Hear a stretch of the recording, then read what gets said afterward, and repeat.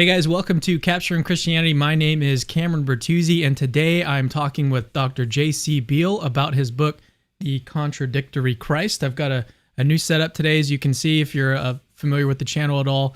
Things are looking a little bit different, a little bit of some light upgrades and all these some cool different things going on today, including this little thing. It's actually attached to my desk. I just like pull it out. This is an old school desk. It's from like the 1950s or something like that, and it's got these like one of these typewriter little shelves that you could pull out, and that's how they used to do all their computer work, if you want to call that a computer. I'm talking about all this weird stuff. I should be talking about what we're talking about today and introduce my guest. As I said, Dr. J.C. Beall has got a book, The Contradictory Christ. We're actually giving away 5 copies of this today. I'll talk about it a little bit later. And these have all been signed, actually, by Dr. Beall himself. We were hoping to have, this was originally scheduled and planned to be an in-person interview, but just travel stuff with COVID and everything, it's just it restricted us and prevented us from being able to do that. But nevertheless, we can still do this on the air, and I'm super excited to talk today about this subject because it's, as I've been reading the book and as I've been listening to interviews with Dr. Beall, it's a really fascinating subject, and it's not something that I really even took very seriously or really thought a whole lot about, but his work has really started to get me thinking more about this subject, and also just like the foundations of logic and how that all works, and then also the relationship between logic and Christianity and theology and how all of that works. And it's just it's a really fun and interesting subject, and so I'm just super excited to talk about it today. But before I bring in Dr. Beall, I'll just give you a quick overview of who he is. He is a Christian philosopher at the University of Notre Dame, and he's best known for his philosophy contributions in philosophical logic, particularly non-classical logic, which we'll talk a whole lot about today, and the philosophy of logic. So, Dr. Beall, it's great to have you here. Thanks again for coming on. Even though we couldn't do this in person, we're still able to at least do this remotely. So, anyways, I'm just so happy to talk with you today. Yeah, I'm really glad to be here. I would have preferred doing it in person as well, but so it goes. Next time. Yeah, right. Next time. So I wanted to give you guys a quick heads up. So this interview, we're not going to be able to go as deep as we possibly can. I mean, this is a book that if you just pick it up and read it, which I recommend that you definitely do that. And again, we're giving away some of these books as well later on in the stream, but this book it goes really, really deep on some, logic. If you're not familiar with it, it can cover a lot of really tough and philosophically heavy ground. So we're not going to get super deep into that today. We'll get as deep as we can, but I wanted to let you know that there was an interview that Dr. Beall did with a friend of mine. His name is Jordan Hampton. He's the Analytic Christian. That's his YouTube channel. They did an amazing interview. So if you'd like to go a little bit deeper, and Jordan has just such a great way of laying out all of these ideas and concepts from the book, and Dr. Beall obviously was commenting on the whole thing. So I highly recommend going and checking out his interview over at the Analytic Christian. But to start us off, Dr. Beall, let's just talk. Let's get right into the content of your book. What is the central thesis of your book? The central thesis is simple to state, actually. It's that Jesus Christ is a contradictory being. What do I mean by contradictory being? I mean a being of whom some property is both true and false. Or to be clear, some statement is both true and false of Jesus. And you get to have statements true and false by having properties that are true of and false of, but we don't skip those details. So yeah, I mean, that's the long and short of it. The immediate follow-up is, well, why think that? Well, let's talk more about the thesis and sort of some of the idea behind that.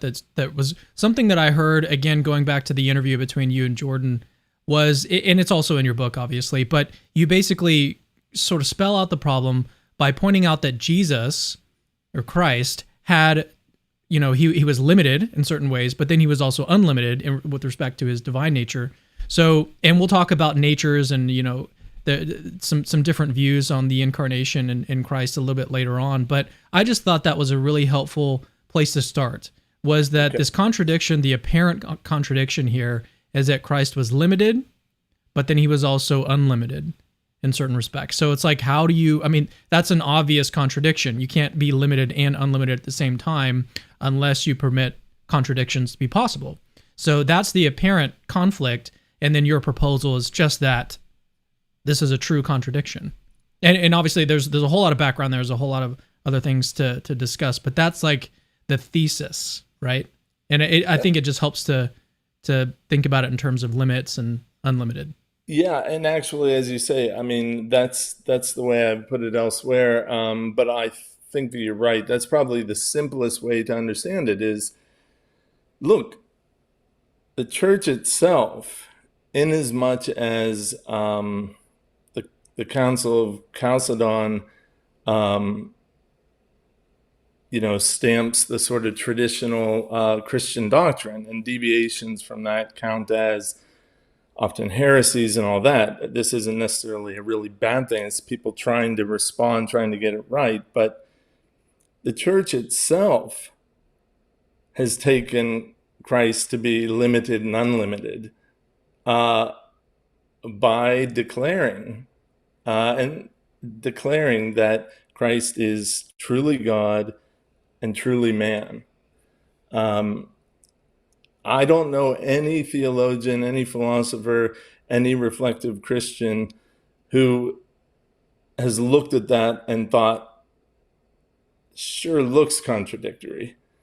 But then everyone, immediately responds by trying to get around the contradiction. And if you look at the history of heresies, that they grow out of trying to respond to this apparent contradiction of Christ being limited and unlimited. Maybe Christ was not really God, just man, but, an important man. Maybe not really man, but God looking like a man, and so on. My thesis is that we should simply accept the contradiction. We shouldn't give up on logically rigorous and bound theology. That's not my proposal. My proposal is that we accept the contradiction. We just have to get a better view of what logic is. Yeah, that's actually a really good segue into talking about what is the mainstream view of logic itself, and then some of the reasons that sort of led you to doubt the mainstream view. And obviously, like, if you come at this and you're thinking, yeah, this is just silliness. You can't accept that there's any kind of contradiction in reality.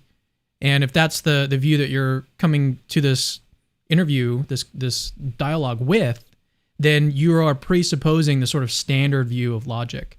So let's talk about that. What is the mainstream view of logic? And then we'll start to talk about some of the reasons that you've moved to a sort of non-classical view. Yeah, well, the mainstream view of logic is what's often called classical logic. And that was formulated within the last 100 years.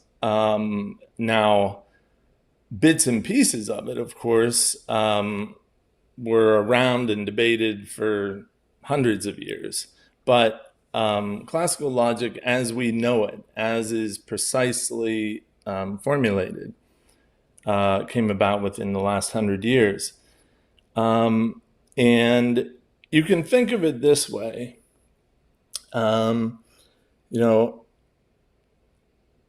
All accounts, well, the ones that we're going to talk about, there's so many, but the ones that we're going to talk about, all of them start with the idea that you have two fundamental properties of sentences: truth, falsity. And on the mainstream view, the classical view, any logical possibility is one where every single sentence has either the property truth or it's got the property falsity. Moreover, no sentence has both the property truth and the property falsity, according to the mainstream view. But just in the abstract, forget about getting at the true theology. Forget about getting at any true theory. Just in the abstract, there are really four possibilities there, right? One is that a sentence could have just the truth property, not the falsity property. Just the falsity property, not the truth property. It could have neither. That would be called a gap. Or it could have both. That would be called a glut. Now, I'm not explaining how that would come about, but just in the abstract, when you have two properties, it looks like you have four possibilities. They could combine together. They could not be, neither one could be satisfied, just one or just the other. The mainstream view says, no, forget about those other two. You only have the truth by itself, the falsity by itself, and you always have one or the other. And that's pretty much the key idea, just at the surface level of the mainstream account. Yeah, as you were like moving your hands around and everything, I was actually really looking forward to talking with you in person, because I don't think I've ever interviewed someone who is so expressive with their hands and stuff, but It's very helpful. What you just did there, you could have one, you could have the other, you could have them together. Like, that was super helpful.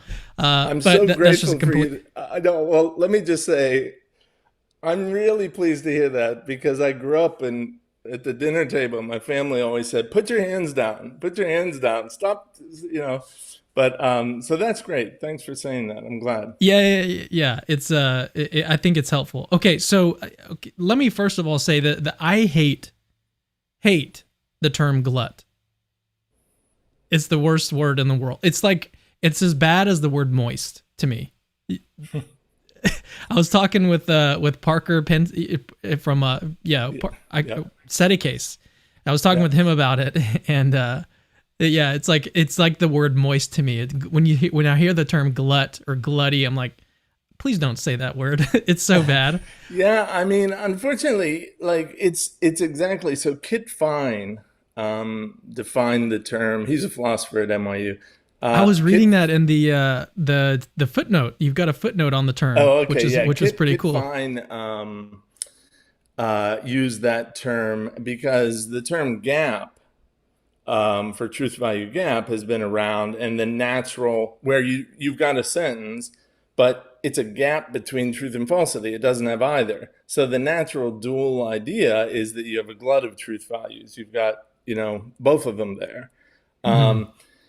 And this is very natural. There are other logicians like Mike Dunn and others who wound up using this.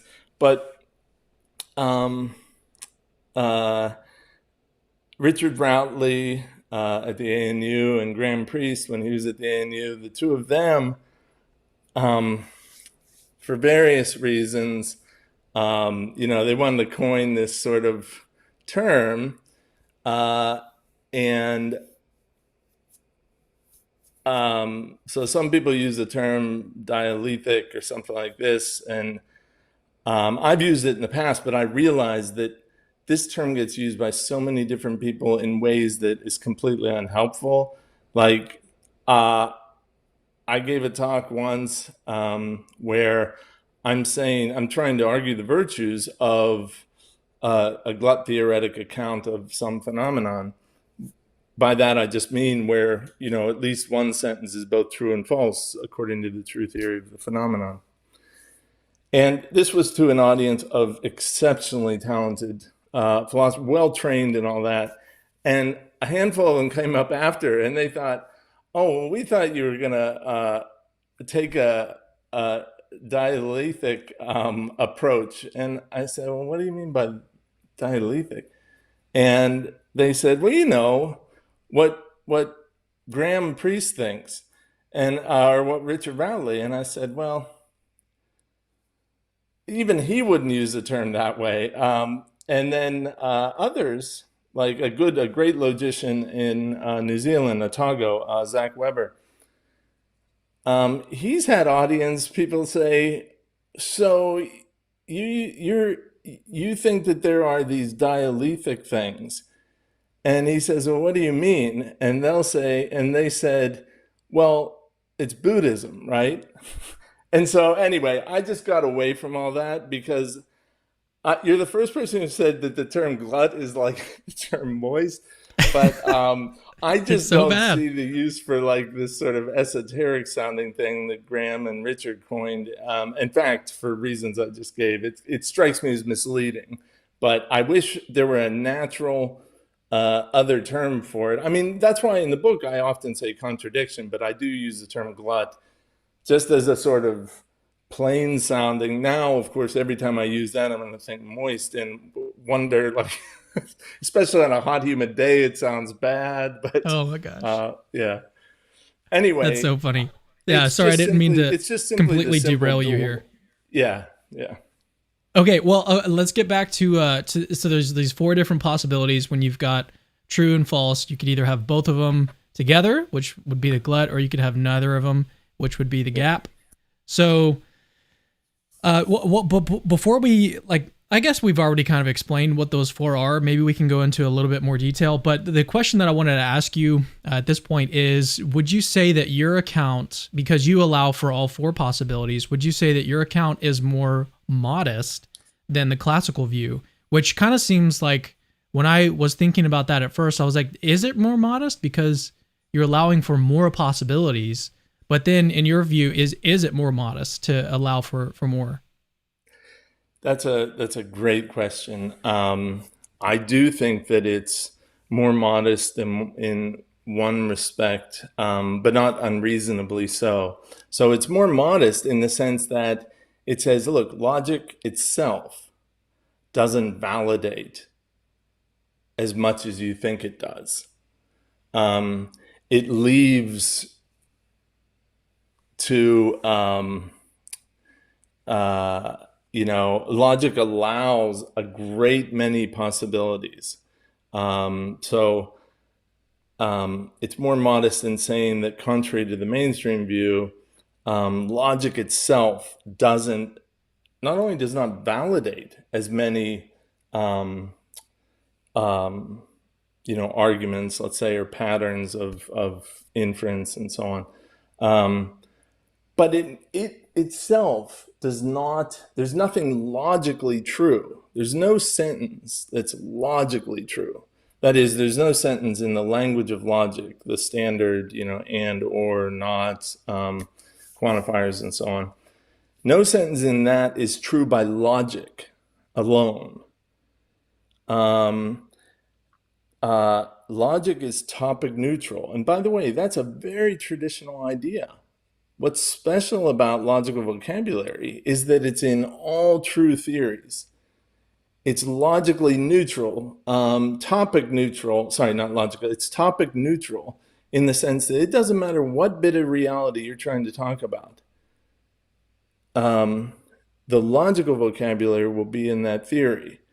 That's completely, the only way it gets to be that neutral is by not demanding the truth of anything unless you give it something true.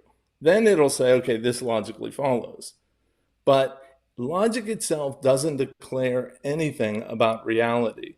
It allows for a gazillion possibilities, but it doesn't tell you which of those is anywhere near the actual possibility, the actual world. So my view is more modest in that it's a more modest view of what logic contributes to our true accounts of reality. On the other hand, you're right to say it isn't as modest because it opens up the space of possibilities much wider. So, I wouldn't argue from its modesty, but I think that you're right to think that it is more modest in some ways. All right, so we're talking about getting back to the main subject of this is whether or not Christ is a contradictory being. And what we've been doing so far is we've been talking about some of the background stuff that's kind of going on beneath the scenes, behind the scenes, which is logic itself and whether or not logic sort of rules out contradictions as being true, or these sort of gappy propositions as being true, something that's neither true nor false.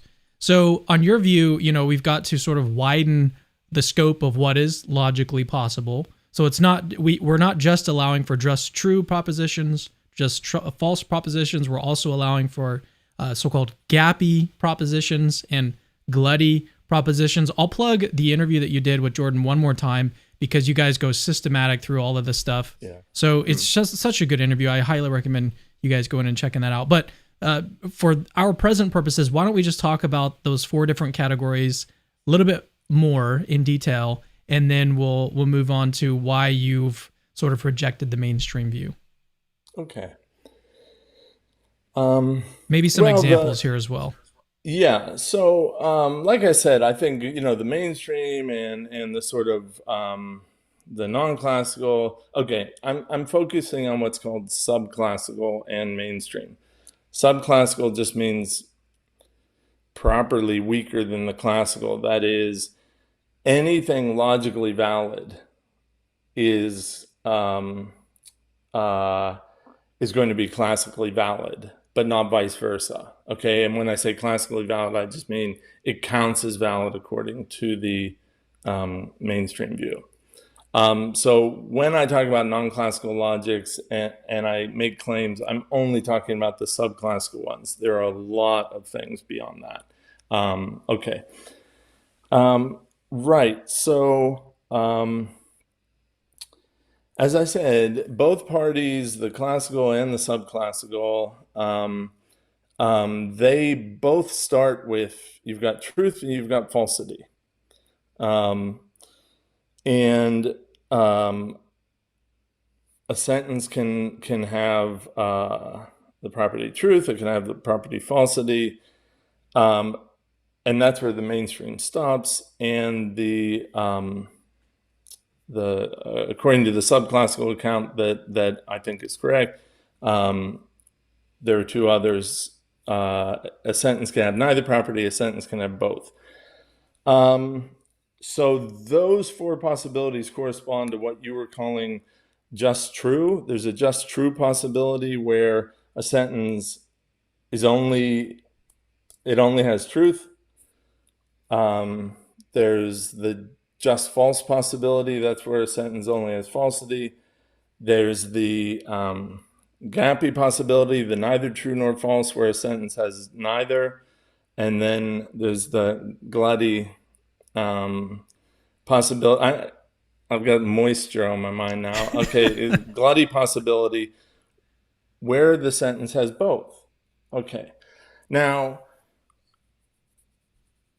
many sentences in many true theories, the only possibilities that wind up being theoretically possible. That is, possible according to the theory, not logically possible. All this stuff is happening. But when you're trying to systematically put forward a theory of a particular phenomenon, that's when you have to start ruling out logical possibilities as theoretically impossible. Okay? Now, in, for example, standard mathematics or physics, biology, we rule out the gappy and glutty possibilities. And much of theology attempts to do that, but we'll get back to that.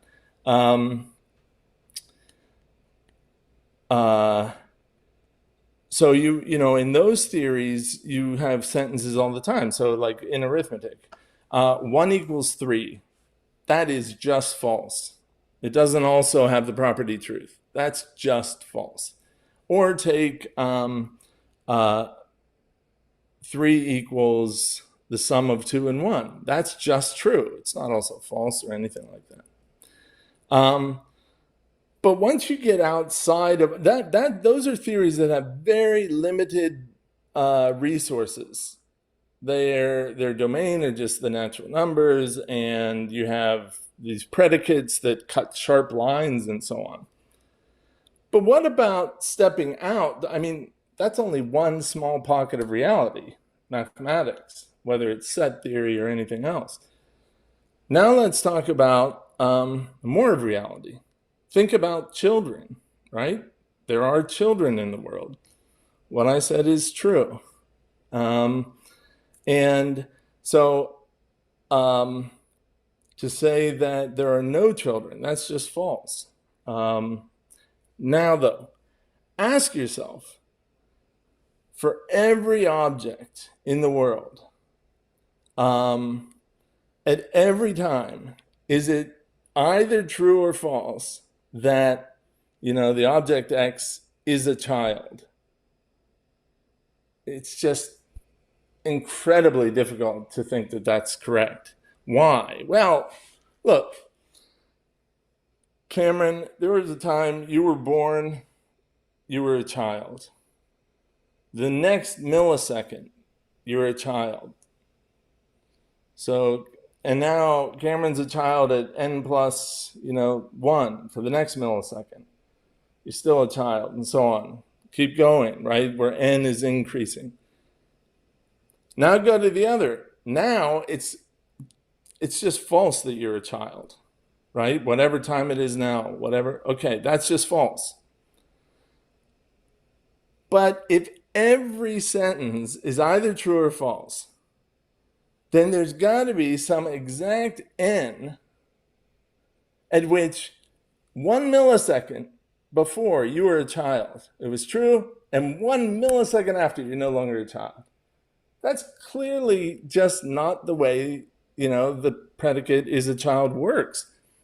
And if you doubt that, look at the reason all around the world, we have court systems.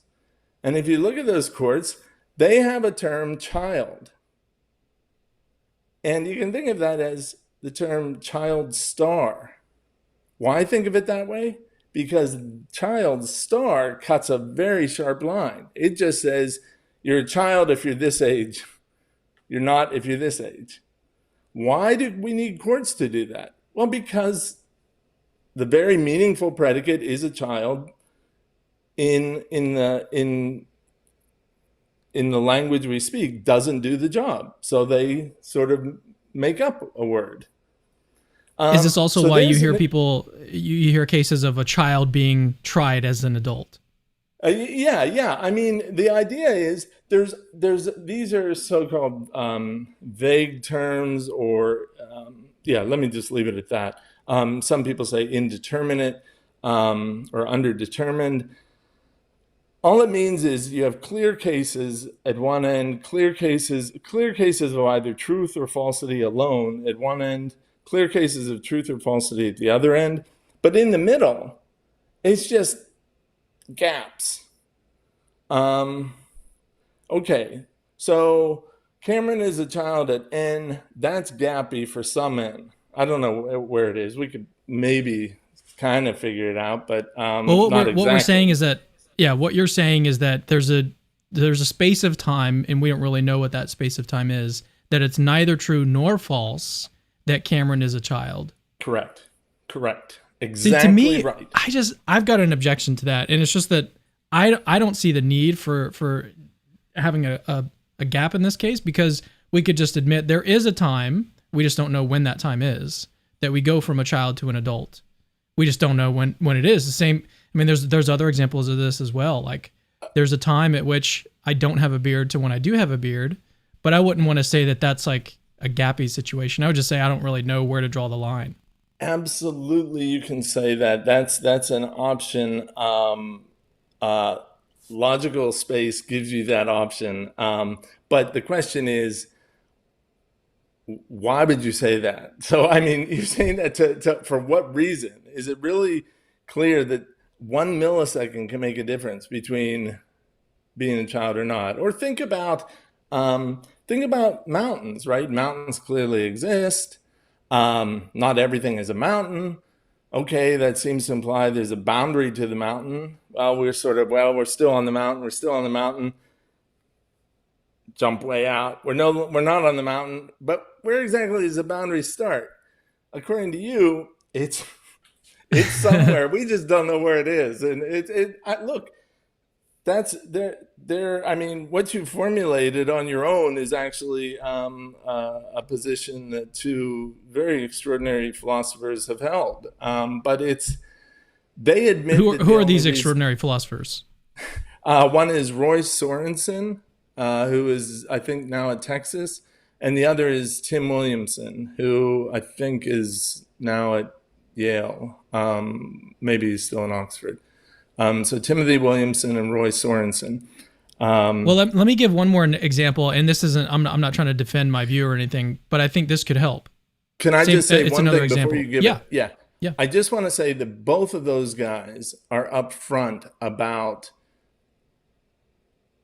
They say that in the name of classical logic, but they don't have a sort of independent argument for classical logic. It's just so their view In the is name of forced. classical logic. Yes. Yeah. So, Okay.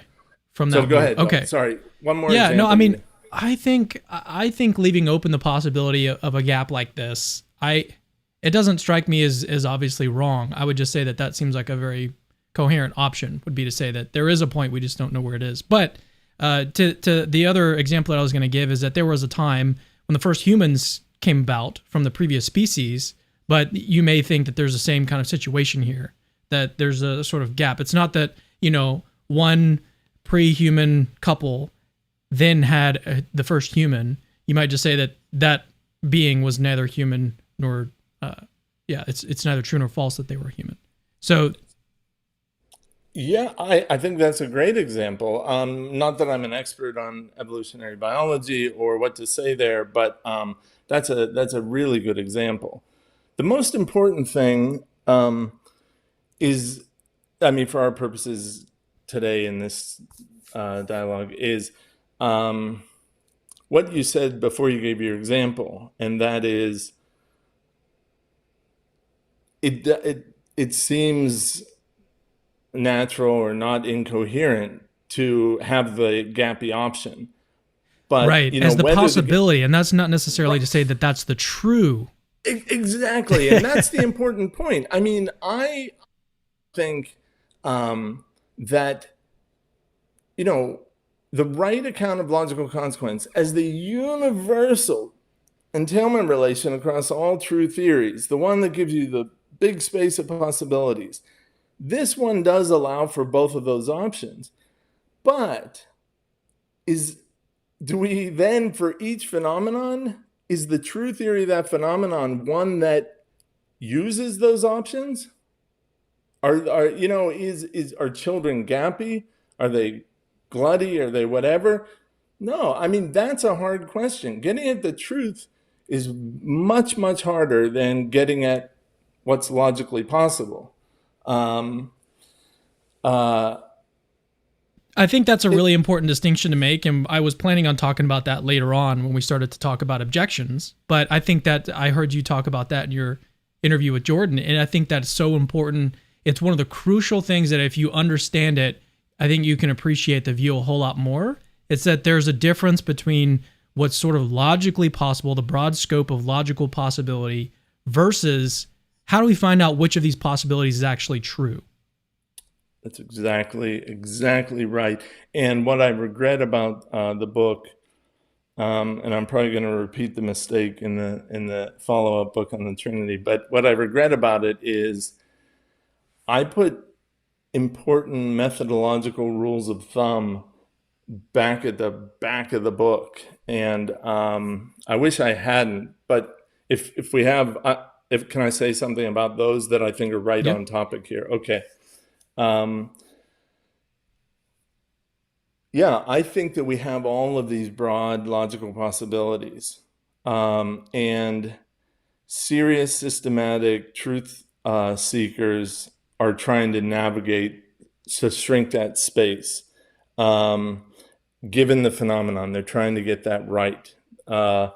And we're guided not by some rigorous rule that tells you, here's how you spot when you absolutely need to invoke a gap. Here's how you spot when you absolutely need to invoke a glut, or just true, or just false, or whatever. No, life is hard, and truth-seeking is just as hard. We're guided by some imprecise but nonetheless important rules of thumb. One is, try to give a consistent theory. That is, try to give one where you're not using gluts. For every sentence in the language of the theory, try to roll it as just true or just false. This is a rule of thumb that guides us. Likewise, though, try to give a complete theory. For every sentence in the language of the theory about whatever phenomenon you're working on, try to make either, the sentence or its logical negation true in the theory. So the completeness methodological rule of thumb pushes for completeness, that is, in the sense that you try to decide every sentence in the language of the theory, you try to put either it or its negation in there. The consistency constraint tells you try not to put both. And then there's an overall simplicity constraint, which basically says keep things as simple as possible. Obviously, reality, for some of the reasons we've just talked about, reality doesn't look like it's going to allow you to satisfy all of those constraints in some of the more important aspects of reality. In some, sure, like in a lot of mathematical reality, all three of those can be achieved. But even on the truth about children or mountains or whatever, it looks like you can't, if you try to preserve the completeness thing and the consistency thing by saying we just can't know, now you're making the theory very complicated, because you're going to have to give some complicated story about how in the world,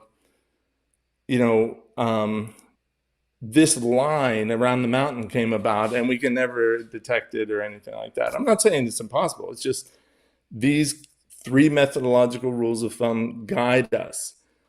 All these possibilities are there. Which ones are actual? Which ones are true? That's the hard part. And that's, in a nutshell, what makes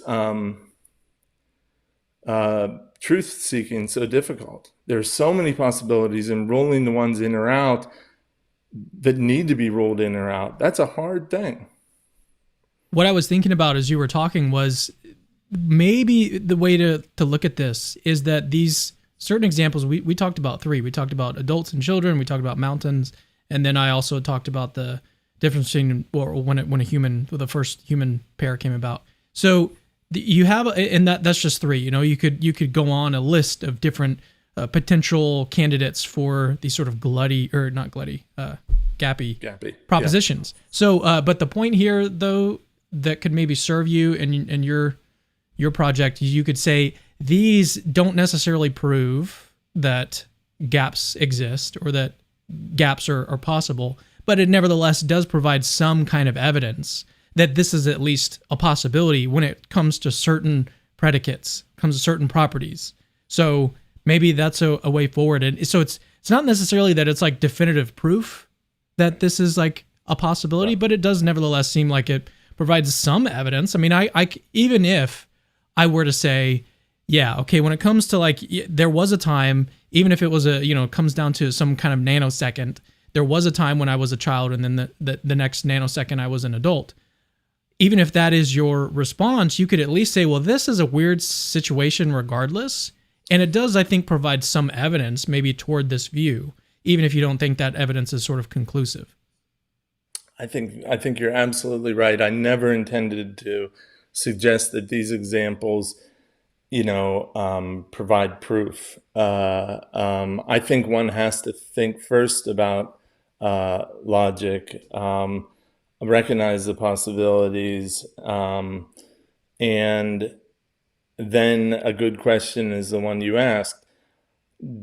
Are there phenomena in reality that, might actually truly be described by these things? And these are good examples that are, but they don't prove. They don't prove. My bigger question is, and maybe we'll get to this, but I mean, it's like, why do you think these aren't logical possibilities? And I've worked hard over quite a few years trying to see if there's a good argument for and I've never seen one. That is the gappy and the glutty possibilities. To rule those Yeah. out. Yeah. So As okay, logical possibilities, right? Yeah. yeah, that's still an important clarification. Okay, so we've had a super chat come in from a friend of mine, Maverick Christian, and I'm going to put it on the screen right now because it's going to be a good segue into the next section. So he says his question is, would the liar's paradox be gappy on your view? So the reason why I'm putting this up now is because what we've been doing is we've only been talking about the possibility, or at least leaving open the possibility of these sort of gappy sentences where it's neither true nor false. But what we haven't talked about are so-called glutty propositions or sentences where they're both true and false. So we've just been focusing on gaps. Now we can talk about gluts. And in your work, you say that, the liar paradox is a great example. And also like the revenge of the liar paradox and all these different iterations of it. These are good examples of when gluts are sort of required. It's the best way to resolve this paradox. So it wouldn't be an example of a gap. It'd be an example of a glut. But now it's a good opportunity, I think, to talk about that. Yeah, yeah. And just let me say that it's, it is a good question to bring up. It doesn't look like a standard liar is a gap, as Cameron said. I mean, if you take a standard liar to be, I'm false. Okay, well, so consider a sentence that says of itself only that it's false. Well, then the way truth works is it's true if and only if it's false. Okay, if, as the mainstream account has it of logic, if that account is right, it's got to be one or the other. So if it's true, it's also false. If it's false, it's also true. Either way, you get a contradiction, according to the mainstream view of logic. That just explodes into the so-called trivial theory, which is every sentence in the language is true. That can't be, so some might say, okay, we got to get rid of the mainstream view of logic and we allow for gaps. This is a sentence that's neither true nor false. That certainly might be the right way to go for a simple liar. It's not the way I personally think is the right way, but as Cameron mentioned, you then have what are called revenge problems. I'm just going to give the standard one just for your audience. So we said that the sentence, as you're setting that up, let me just say this to sort of give the audience something to anticipate. So we're giving away some of the copies of his book, and we're going to do that right before. Or I'm going to let you guys know how to get a handle of these, or get your hands on these books. We're going to turn to some objections to this view, and I've got 3 that I'm going to discuss with Dr. Beall. But what I want you to keep in mind right now, what we're doing is we're talking about the sort of what's going on behind the scenes of this whole view, and why we might allow for contradictions in reality. And it has to do with the classical view of logic. We've been talking about that a while. We're still talking about it. And then some sort of non-classical views that allow for some more possibilities. And so once you do that, the end game here is that if you open that door to these sort of gappy propositions, to these glutty propositions, if you do that, then you can say in the case of Christ that he's limited and not limited. At the same time, that's no problem, because that's already something that's open to you. It's a possibility. And again, that doesn't imply, this is one of the common objections, that does not imply that we can just allow contradictions willy-nilly. Doesn't follow at all, because that's the difference between possibility and truth value of something. So, but I did want to let you guys know why we're talking about all of this before we haven't really been talking about Christ a whole lot. But that's the background. That's how the view works, and that's how we get there. So I say all that to set you up to talk a little bit more about this. And actually, that reminds me. Yeah, I mean, I could talk about all this stuff all day. So keep reining it in. But to your super chat person, Maybe it's better if I just say, so I wrote a recent book with some friends, Michael Glansberg and Dave Ripley, called Formal Theories of Truth. And that gives a whole sort of thing on revenge and all that. And that's written, by the way, for someone who's only had a first course in logic. So if I'll leave that there and just talk about the glut side of things. So yeah, if you have a sentence that says of itself only that it's false, you can, as I just said, treat that as a gap. So you take logic to be non-classical, not the mainstream, and you allow gaps. But it doesn't look like you get around the contradiction in general. So if you have a sentence now that says of itself, I'm not true at all, and that's all it says, well, you'd think, okay, if that's, according to you, it's supposed to be a gap. But if it says I'm not true at all, and it's a gap, it's of course true, because gaps are not true at all. Or it can explicitly say, I'm neither true nor false, or I'm false, or something like that. Eventually, this pattern just sort of repeats, and it looks like somewhere along the line, you're going to want to acknowledge gluts for these things. And if you do, then it's sort of, well, why treat them as gappy from the get-go? Logic allows it, but it looks like a sort of unnatural way to go, if you treat some of them as gluts eventually. So then let's do this. Instead of getting into all the details, I'm going to push you one last time over to the interview on The Analytic Christian.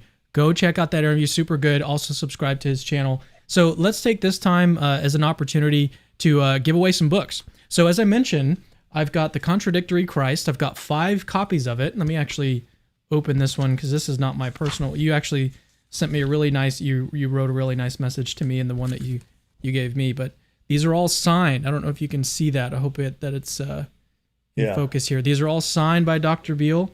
And so the way to get your hands on one of these, I'm going to give away, we have 5 copies. I'm going to give away 1 copy to each person, the first 5 people that sign up on our Patreon at the $10 amount or more. That's basically all that it is. So if you go into the description of this video, you can find the link to our Patreon. And if you sign up to become a Patreon member at $10 a month or more, the first 5 people, I'm going to send this book to you. And it's signed by Dr. Beall himself. So that's basically how to win. And obviously, if you sign up and become a patron, you get access to the Bereans group that we've got on Facebook. We've got a 12 beginners course on apologetics with all of these different these different philosophers that you can get your hands on as well. So yeah, that's how we're doing it. We're just giving away these books to the first 5 people that sign up at the $10 amount or more. So getting back now to the book. If you want to get more on how all of this works, definitely recommend getting the book and reading it. But I wanted to ask you, so turning back to the subject of theology and Christ and all of that, what is sort of at stake here with, like, why are you writing this book about this in the first place? So what's at stake? Well, I think anyone has a responsibility to try to hold true accounts of the world. And not everyone has a responsibility, let alone the opportunity, to rigorously advance a full theory of whatever they're talking about. But I think all of us, as truth seekers, are trying to get at the true theory of various phenomena. And if you look at the history of Christology, starting from the very first thoughts when Christ is walking around, sweating, tripping, stubbing his toe, those are people who are reflecting on who is this person and what is this person? and so on. That's been the central question of Christology, and in Christian theology, one of very few central questions. Well, the church in Chalcedon in 451 said that Christ is truly God and truly man, that Christ exhibits divine nature, the nature of God, and exhibits human nature, the nature that you and I have, and does so not by being two persons sort of flipping around, sometimes divine, sometimes human, not by being just sort of like God or weakly human or anything else. No, fully God, fully man.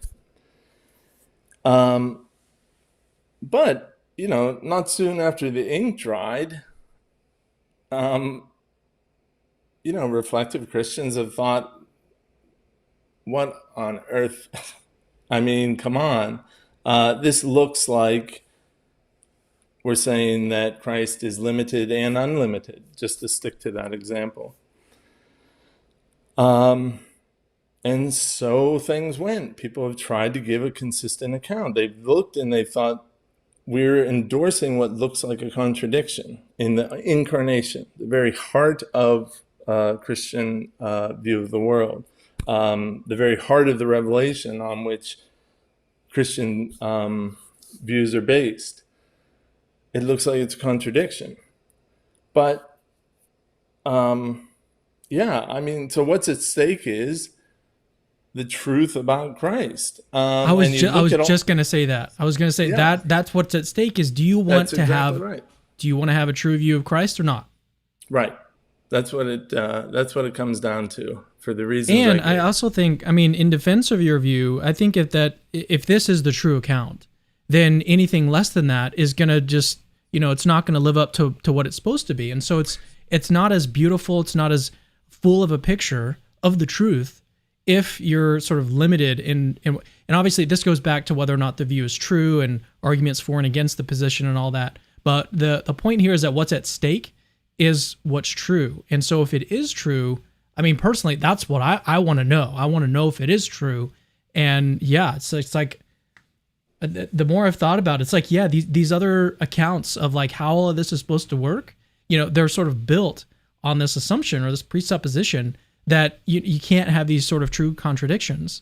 So, and then you get all these kind of like weird theories about how that's possible and stuff. And like, maybe that's kind of where they've gone wrong all this time, is that they've, just had a bad assumption going into all of this. And so it's sort of limited their scope of what, theological views they're going to entertain, as opposed to what the true one might be. It's just that, there is a true contradiction here.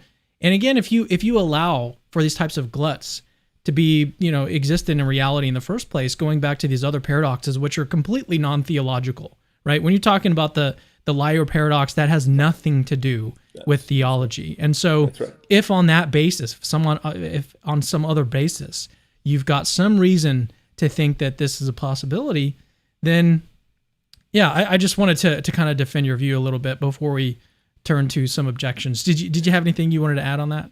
I just want to say, I'd really like it if you just walk around with me every day and fill out my view better than I am. But basically that's right. No matter what you think of things like the liar and all that, the incarnation is so. Jews, Muslims reject the incarnation, as some because it's blasphemous, and others. They're like, well, Jesus was a man, and that's. But you can't put divinity and humanity together. That's. Hey, look. How do you do that? Well, people say, well, okay, I'll give you this metaphysical picture, and there's sort of, scaffolding goes up and up and up, trying to explain how you can have that consistently. Well, why, the church has said that Christ is both human and divine. So if that entails a contradiction, well, I mean, wouldn't you expect the incarnation of all things to be a bit different from the run-of-the-mill stuff that we see every day? I'm not saying you should expect it to be contradictory, but when the appearance is so strong, it's like, and you're trying to get at the truth of who and what Christ is, it looks to me like you're going to ask, why am I saying that the contradiction can't be true? Yeah. Okay. So I think this is a good opportunity now to turn to some objections. So the first objection that I'm sure a lot of you have already thought about and probably been writing in the live chat is that, once you allow for any contradiction to be true at all, then there's a sort of explosion that just happens. Like anything at that point can be true or false. Anything can be contradictory. We just like open the door wide open for reality to just get super weird and wacky. So is this an entailment or a consequence of your position? No. And you're right, that is a common thing. It's not at all. I mean, as I said, yes, you've got logical possibility of all of this contradictory stuff. But that's one thing. We're talking about giving a serious, precise account of what's true, not what's logically possible.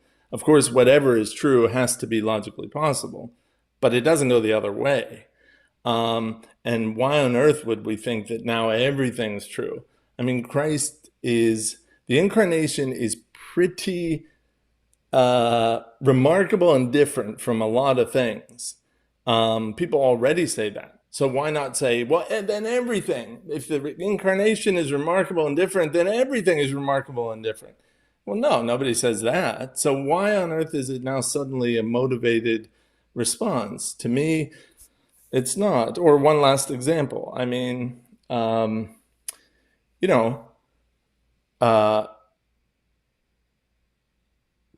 reality is weird. Okay. But if we say that, don't we have to say everything is weird? No. Why would you? I mean, it's just a clear fallacy that one thing has this slippery feature. slope. Yeah. I mean, so the answer is no. That's just, and in fact, as I said, those methodological rules of thumb, I think really guide us strongly when we're trying to come up with the true theory. One of them is try to give a consistent account, but the other is try to give a complete account.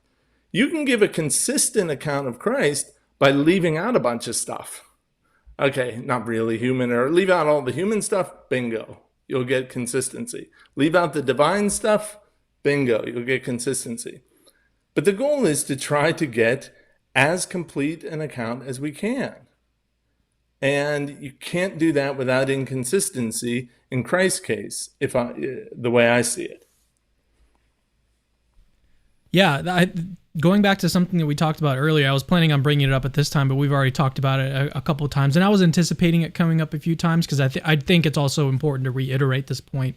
It's just that all that you've done is you've opened up the space of logical possibility. I even made that joke on the phone yesterday to you. It's like we were trying to figure out what we were going to do about the plane and stuff, and I was like, well, the space of possibility is wide open. We can reschedule. You can try to come down a different day. We could just do it over, Skype or whatever. So, so here's the point. Going back to like, there's a difference between what is possible and then which of those possibilities is the true one, is the true proposition. And so if you just opening up that possibility doesn't really do anything. So it's like, suppose that someone believed, I don't think that there's anyone who's believed this, but suppose that, so the classical view is that there's just true and then there's just false, okay? But what if someone believed that the only possibility is just true, and then someone said, well, no, we've got to allow for the possibility of just false. And then the next responsive person says is, oh, well, so now you're saying that everything is just false. It's like, that doesn't follow at all. All I've said is that there's a possibility of true, possibility of false. Then at that point, we go and decide and try to figure out which thing is true in reality. Yeah. And that's all that's happening here. So the initial worry, again, is just that if you allow for one contradiction everything can just be contradictory. But that's just a really I think it's a I just think it's a really, really bad objection. So I agree with you. Yeah, I agree. okay, so let's move now to a different objection, which is basically you might think of this in the same vein as what we were talking about earlier with the gappy propositions. It's like, here's something consistent with the classical view, and that you can just say that Jesus Christ had two different natures. So he had the divine nature, and then he had the human nature. He was fully God, he was fully man. There's no contradiction here. There's just two natures. And some people have tried to give analogies of this, and I won't give any of those now, but I wanted to get your thoughts on this attempt at reconciling the alleged or the apparent contradiction in Christ's nature. Yeah, no, I think you're spot on. I think what you mean when you say that is that you just look at these as different parts, like Christ's right hand and Christ's left hand. Yeah, I mean, the problem starts by the church's declaration that Christ has the divine nature and has the human nature, and has them fully. So has everything entailed by being divine, has everything entailed by being human. But yeah, you're right. Some people will say, well, if you think of the natures as just these parts, like your right hand and your left hand, well, my left hand is sitting, well, I guess it has a ring on one of its fingers and is sitting a little bit below a watch, and well, above, I guess, from your angle. But and my right hand has neither of those. Contradiction. So I'm a contradictory being because of that. No, that's obviously, come on. No, you have to ask, what's the subject we're talking about? And Christ is divine, thereby limitless. Christ is human and thereby limited. That's how you get the contradiction. You've got one subject, and it has, a ring and not a ring, or something like that. So I agree. People have attempted to treat the natures in a way where they become the primary subject. And as a matter of fact, just I'm not a church historian, but in doing all this work, I've picked up a bit, and one of the heresies arises out of this response to the contradiction, to the apparent contradiction, and that is, you think of the human nature as the primary subject when we say that Christ is sweating, that Christ is ignorant. You think of the human nature as sort of running around doing all this stuff, but that human nature is not really identical to Christ, otherwise you get the contradiction. But that's a heresy. Now you could, well, okay, I don't want to go too far, but so yeah, I think that's an immediate way that people have tried to get around the contradiction, by making the two natures of Christ, his divinity, his humanity, somehow the primary bearers of all the divine properties and all the human properties, rather than Christ being the bearer of those things. And as a matter of fact, I mean, like, I just don't understand. I mean, and maybe this is just going to expose everyone to my ignorance, but I don't understand what the term nature is even supposed to mean in this case. Well, that's right. So it can be used in different ways, and I'm confident that you don't want to spend the time now going through all of them. But I'll just say this: think of the nature as, so one way, sometimes called the abstract way, I think is the primary way in philosophy and a lot of theology, is to think of the nature in what's called abstract. This is a highly misleading term. Basically what it means is anything with that nature has all these properties. So it's basically, you can model it. I'm not identifying it, but you can model it as sort of the set of all properties that are essential to. So in the divine nature, the divine nature can be modeled as a set of all properties that are essential to God. Human nature contains all the properties, again, is modeled by a set of all properties that are essential to us as humans. Feline nature can be modeled as a set of all and only the properties that are essential to being a cat, something like that.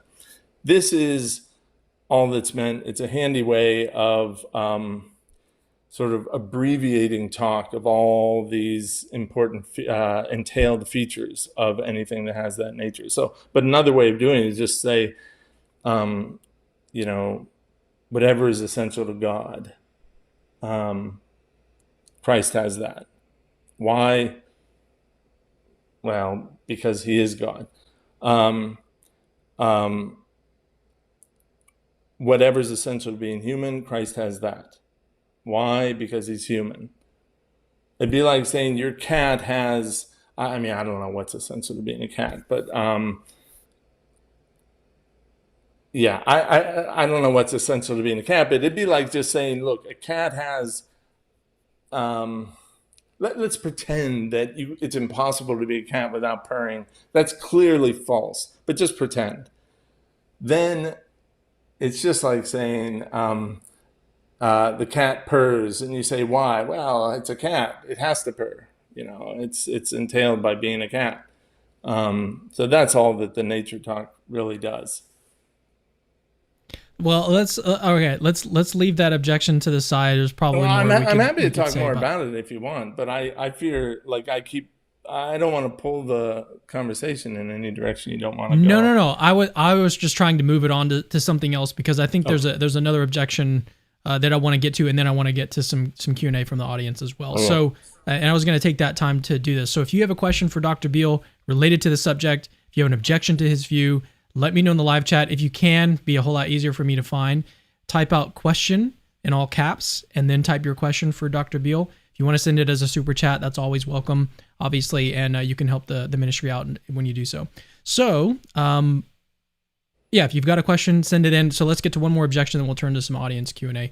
So the third objection basically has to do with church tradition, church history. So if classical logic is something that's sort of brought to the text by a lot of these theologians and Christians in the past, so why did rejecting that view and embracing the contradictory Christ elude all of these Christian theologians throughout church history? Why is this only now something that's being considered? How is it a possibility that people just haven't seen? Well, so I actually don't think that the church rejected the contradiction. I think that the church openly adopted it by saying that Christ is fully divine and fully human. And,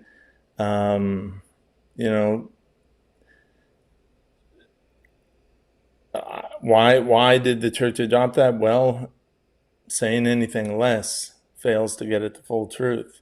But then you ask, but how can that be? And there's no answer given. So you have a lot of metaphysicians trying to construct a lot of metaphysical explanations, when in fact,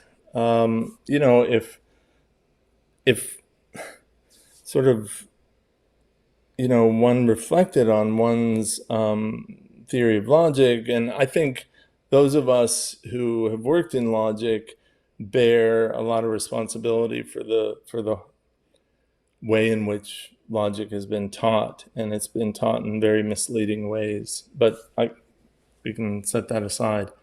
So I think the church actually embraced the contradiction, and think about Tertullian. This is just at the beginning of the book. This is Tertullian, who, by the way, I'm not endorsing as orthodox stamped, but this is reflected in Chalcedon for your church history people in your audience. But this is Tertullian, the treatise on the Incarnation. both man and God, on the one hand born, on the other not born, on the one hand fleshly, on the other spiritual, on the one hand weak, on the other exceedingly strong, on the one hand dying, on the other living, that these two sets of attributes, notice the sort of sets of attributes, thinking of those as the two natures, we're modeling them. The divine and the human are each kept distinct from the other, is of course accounted for by the equal verity of each nature. In other words, it's not like you're diminishing these things. But then you ask the church, how can this possibly be, right? I mean, atheists, non-Christian theists, any thinking people, and I don't mean that people are just trying to make noise and attack this or that. I just mean people actually after the truth. They say, this is clearly contradictory. And I say, yes, that's what the church has done. So theologians didn't miss it. They actually got it right. The trouble is, they've tried to undo it by their marriage to a completely unfounded view of logic. And let me just say in 30 seconds why I say it's completely unfounded. When the mainstream account of logic, so-called classical logic, was formulated, this was formulated as an account of logical vocabulary in mathematics. So formulated by Russell, Whitehead, Frege, and the rest. These are all mathematicians trying to get it, what's the way the logical vocabulary works in mathematics. They were not trying to give the correct view of logic itself, the sort of universal, the way logical vocabulary behaves in all true theories. They weren't taking that on, but that's the way everyone's run with it. And theologians, sadly, have,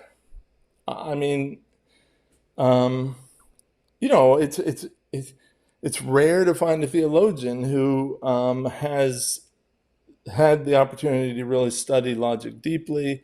It'd be like, but think about it. It would be like us thinking that theories of physics, as imprecise as they may have been, 2,000 years ago, those are the theories we have to endorse. But that's what that's sort of what people do with logic. They just assume that logic is, that's done. Now we have to do theories of all these other phenomena. So anyway, the short answer is, you asked, why did the church miss this? I think actually the church didn't miss it.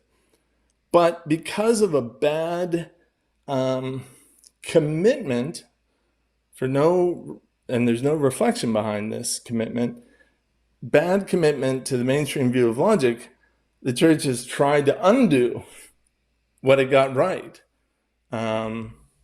by saying there can't be a contradiction here. I want to push back a little bit before we turn to audience questions, and we've got a lot already queued up here.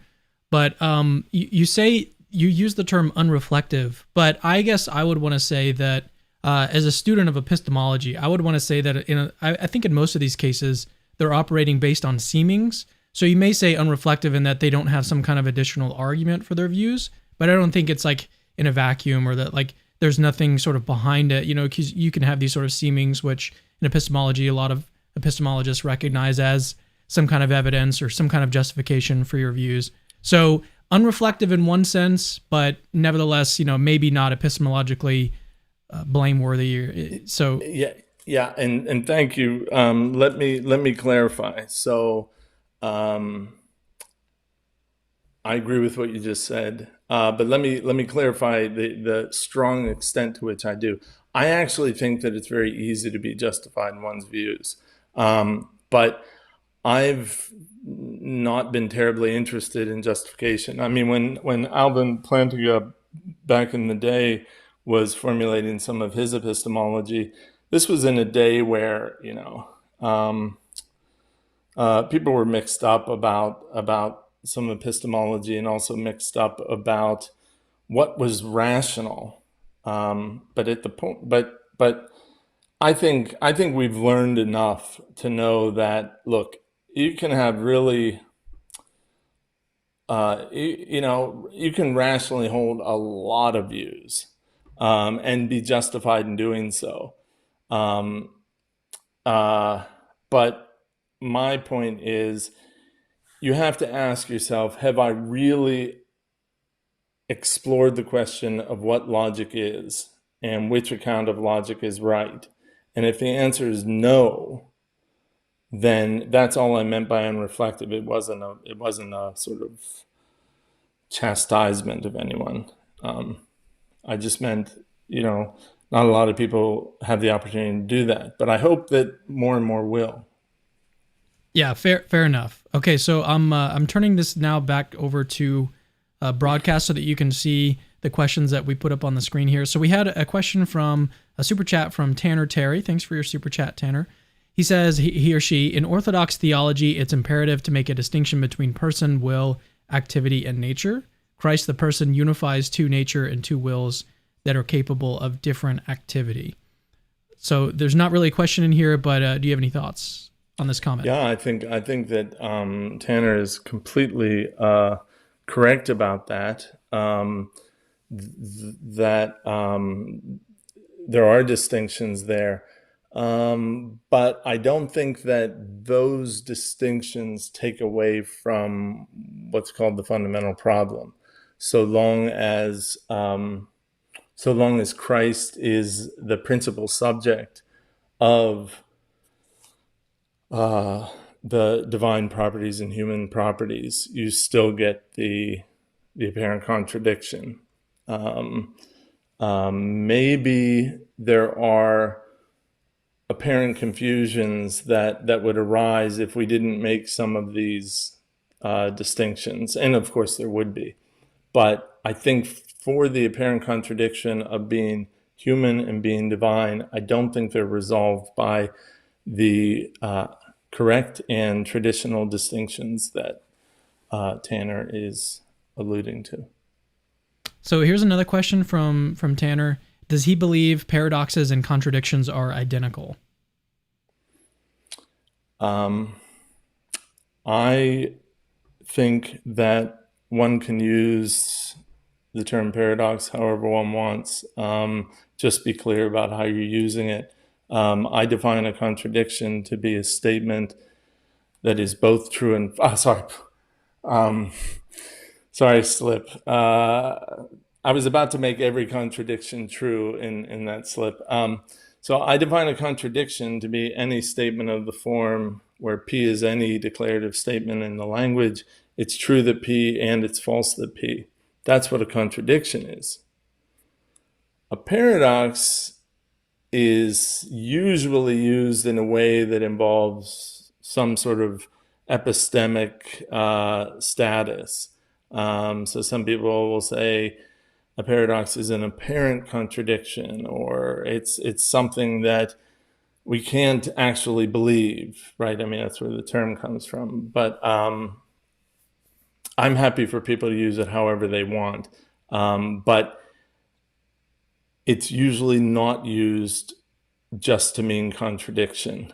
So the answer on my usage is no. Fair enough. Theist thinker. If Christ can be contradictory by being God, then any contradiction in God must also be possible. But if God grounds being, then aren't contradictions possible elsewhere? Yes. They're logically possible. And if the question is, are they theologically possible? That is, do those logical possibilities that you're talking about, do they get recognized as theologically possible in the true theology? In the book, The Contradictory Christ, I say that Christ is the lone source of contradiction, and the contradiction arises out of being the incarnate God. I do say some things about the Trinity in the last chapter, but I bracket those possible divine contradictions out. I'm currently just doing one follow-up book called Divine Contradiction, which focuses just on the Trinity and the role of contradiction in the core Trinitarian truths, like that Father is God, Son is God, Spirit is God. But of course, it's just false that Father is Son, just false that Son is Spirit, just false that Father is Spirit. So the short answer is yes. The longer answer is they might be theologically possible everywhere. Actually, you know what? No, there seems to me a firm stopping point for theological possibility. You're right about logical possibility, but I would say the goodness of God is not possibly glutty. It's not possible contradiction. I think it's so I don't think it can go all the way out. That's actually related to another question that was asked, so I'll just throw it on the screen for just a second.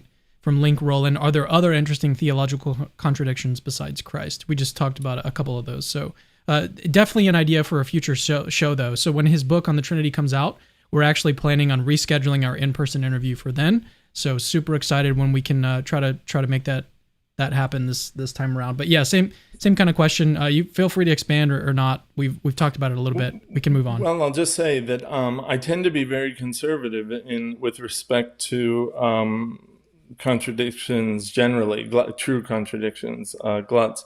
And I am in the Contradictory Christ, and I am as much as I can be in the Trinity. But you might also have in mind traditional omni problems. The stone problem for omnipotence, standard paradoxical sentences about God not knowing this sentence and stuff. These are problems for omniscience and so on. You might take a contradictory approach to that. I will mention that Eugen Nagasawa distinguishes among the omni properties, A properties, which apparent contradiction arises just out of the property itself, B properties, interaction between properties like omnipotence and omniscience.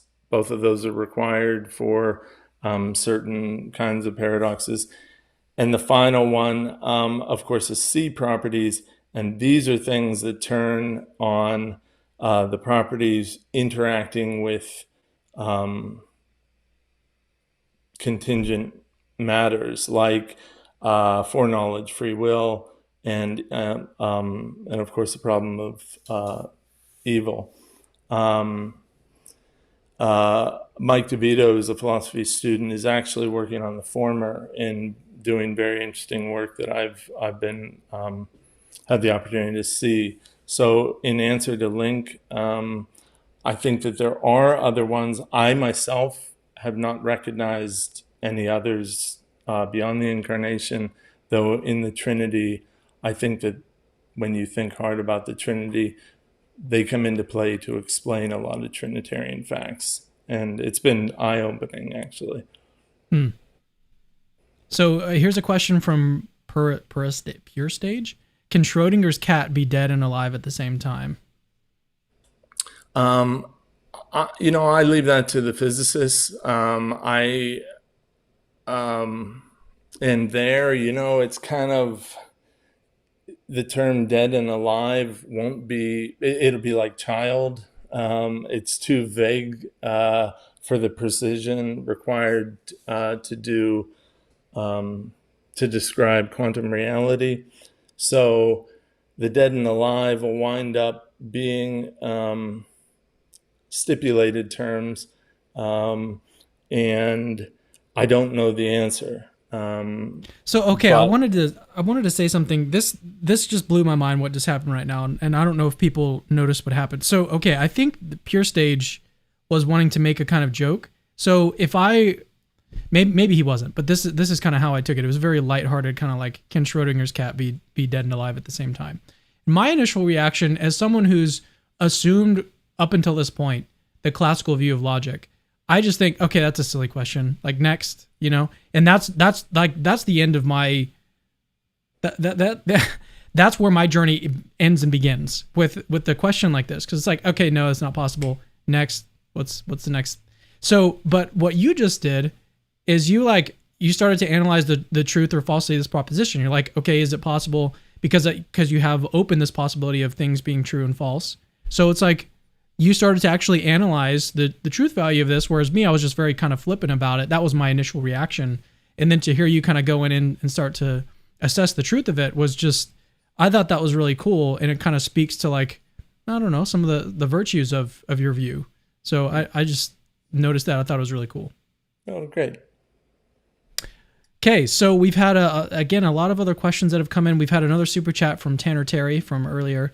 He said, the fathers use an analogy of a burning sword to demonstrate the way two natures and energies can be found in a single subject. I would just like to hear his thoughts on that analogy. I think that, so let me say one thing. I don't know whether Tanner knows of Tim Paul's work, Pawl. He defines conciliar Christology to be all of Scripture, but anything said of Christ in the I think the first 7 councils or something like that. Anyway, he relies heavily on some of these conciliar, well, on all of them. He's Catholic, so he takes them all to be true and authoritative. But in a lot of my knowledge of the conciliar discussions comes from discussion with Dr. Paul. My own view is that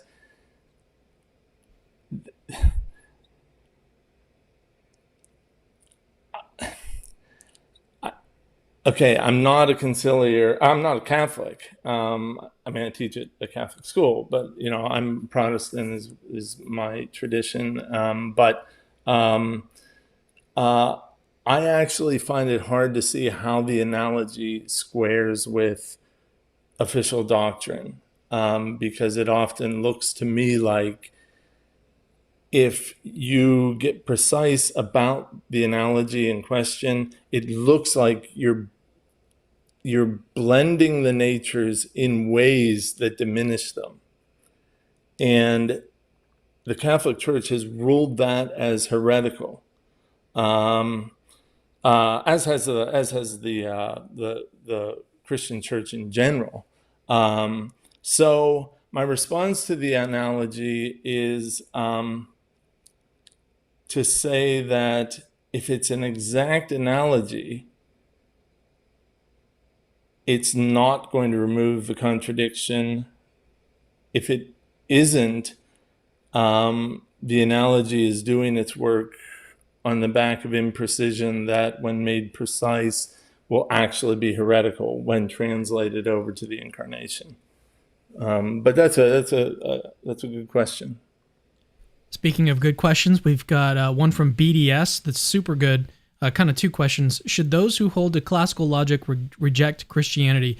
I actually heard someone give a version of this objection. My initial thought was that it was a pretty bad objection, but I'll get your thoughts on it. And then the second question that he asked, also, what about the objection that we simply see directly that contradictions are false? Okay. So we'll take both of these in turn. Yeah. Let me separate them because they are they're good questions. Should those who hold to classical logic reject Christianity? No, they shouldn't. But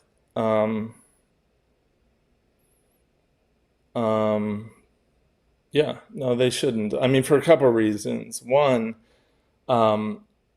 look, the certainty with which you hold any view has to be carefully calibrated, and or near certainty. Like, draw the bar wherever you want. Degrees of certainty has to be carefully calibrated, and it's very difficult. The sort of faith-seeking understanding is a very difficult process, and that applies to the right view of logic as much as it applies to anything else.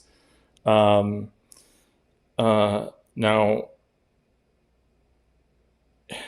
is Christian theology trivial given classical logic? In my view, it is. And by trivial, I mean if you close the truths of Christian theology under classical logic will entail every sentence in the language of theology. That's what trivial theology means. Everything winds up being true in the theory. And I think that, the reflective Christian, when they recognize that, have to think about, okay, well, what is the true account of the incarnation? And they have to balance the declarations of the church, which certainly look to be contradictory, with their reasons for holding classical logic. For what it's worth, I've looked very hard. I just don't see any good reason for thinking that what we call classical logic is the right account of logic, as again governing the logical vocabulary in all true theories. Of course, that vocabulary behaves per classical logic in some true theories. I mentioned mathematics. But that doesn't mean that, all true theories, the logical vocabulary behaves that way. So I'd encourage the person not to give up their faith, but rather to think very hard about why they're so committed to classical logic. And again, it takes an opportunity to study subclassical logic and some of the philosophy of logic and all that. I realize that. But no, they shouldn't give it up, even though if they really were to apply classical logic, I think that they're endorsing the trivial Christianity. They're just not believing everything that follows from what they hold. Okay. What was the other? Also, what about the objection that we simply see directly that contradictions are false? Well, any true contradiction is false. That is, so here by falsity, I take it you just mean, so logic has a negation, and that's basically its falsity operator. It's false that. Even though there are many untrue instances of P and not P, let P be any sentence in the language. Some of them are gaps, some of them are just false. Even the true contradictions are false in the sense that the negation truly applies, because after all, a glut is both true and false, hence it's false. So what you're clearly seeing when you see the falsity of a contradiction is in many cases, your sight is good. But you might have it checked though, because some of those might be gaps. But in general, any glut is false. It's also true, but. Yeah, this one, going back to the first one, should those who hold to classical logic reject Christianity? I think there's a lot of ways that you could go about this. To me, it strikes me as like you're going the wrong way. So you're starting with the end conclusion of your thesis is that, you know, there's to solve the apparent contradiction, you basically just embrace it. But in order to embrace it, you've got to first accept the possibility of contradictions.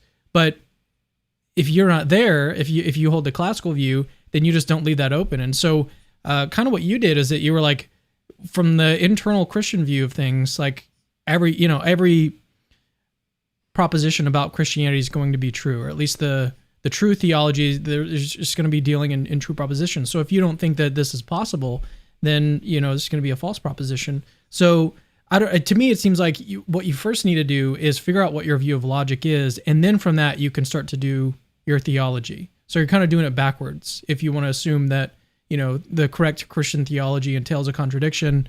That you can only get there if you already if you're already operating under the non-classical view of logic. That's kind of where I guess I'm coming from. Yeah, I'm not sure that it's possible I misunderstood there, but I'm not sure that that's quite right, because there are many people who endorse classical logic and they see the apparent contradiction very strongly in standard Christian theology. In the incarnation alone, ignore Trinity and other things.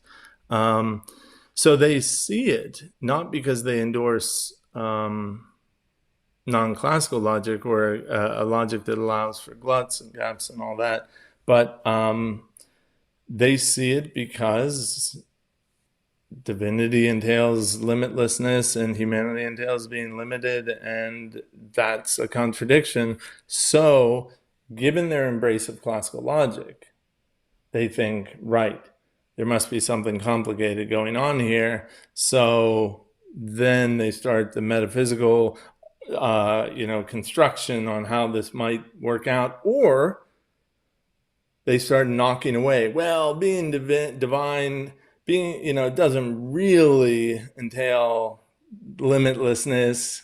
God's sort of limited in a lot of ways, and maybe humans are more limitless, more unlimited than we think, and so on.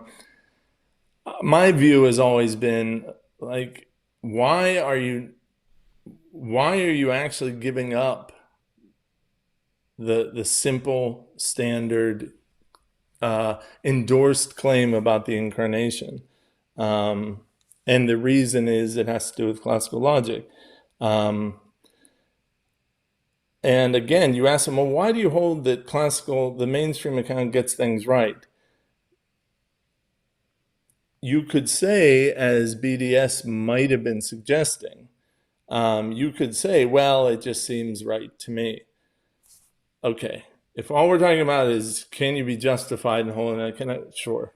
Okay, but if the question is, have you really looked? Well, there I kind of doubt it, because when you do look, it's like there's a good simple argument for the subclassical view and no corresponding good argument for the classical view. The good simple one is given in a paper that I wrote called The Simple Argument for Subclassical Logic, which is just basically you lose nothing by endorsing the subclassical logic, and you gain a lot. Namely, you don't have to sort of kind of like be like, this sure seems contradictory, but I'm gonna sort of turn away and like ignore that and all this other stuff. You gain the option of carefully examining whether in fact contradictory account is correct. But you don't lose any true classically closed theories or anything else, because the subclassical account allows for that stuff. Yeah, I was thinking about that too, because you could say, from your perspective, you could say all four of these possibilities are open to you: just true, just false, gappy, glutty. All of these possibilities are open to you. Nevertheless, you could still hold that all contradictions are false, or that there are no glutty propositions. You could say it's logically possible, but it doesn't entail that there's an actual contradiction in any case. That's correct. Yeah.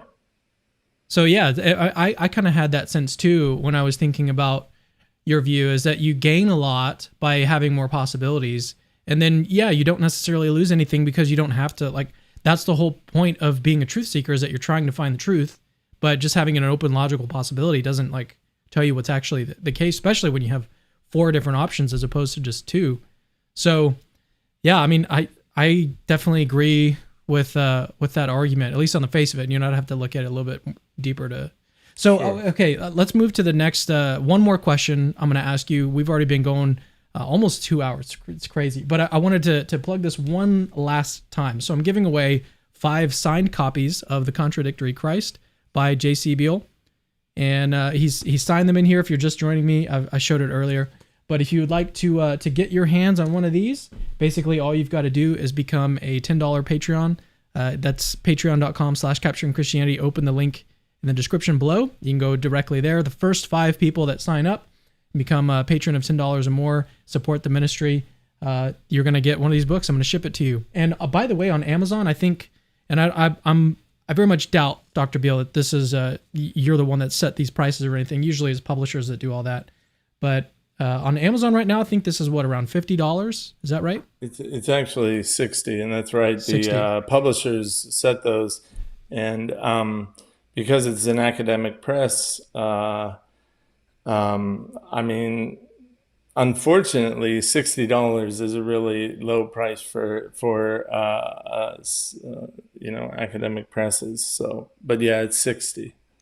Yeah. So, but if you sign up and support the ministry, you'll get a signed copy and all that stuff. So, all right, last question from my friend Joe Schmid from Majesty of Reason. He says, question for Dr. Beall: how would Gillian Russell's logical nihilism interact with your contradictory Christology?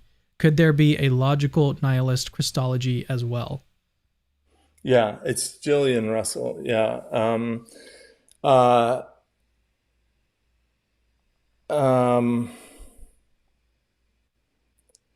Sure. So I'm not going to get into the debate about logical nihilism, but logical nihilism basically says that the correct account of logic is the sort of empty logic. So logic doesn't validate anything at all. But that's logical nihilism. And the answer is, yeah, that's completely compatible with, you could have a logical nihilist Christology, but that would just be Christology. It's just that nothing in the true Christology would follow logically. It would just, because nothing does.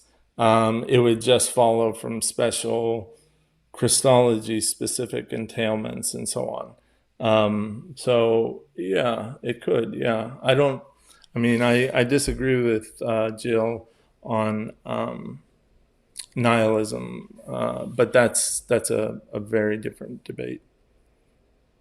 Fair enough. Okay, I think we're going to draw this interview to a close. We've gone a little bit longer than I was anticipating, but Dr. Beall, I'd like to give you an opportunity to say anything maybe you wish you said earlier you haven't said, or just anything you'd like to leave with the audience as we close out. No, I'd just like to say thanks to the audience for engaging. Thanks for the excellent questions, not only from Cameron, but the ones that came up from the audience. I think that this is a really important discussion to have. I think that for much of the history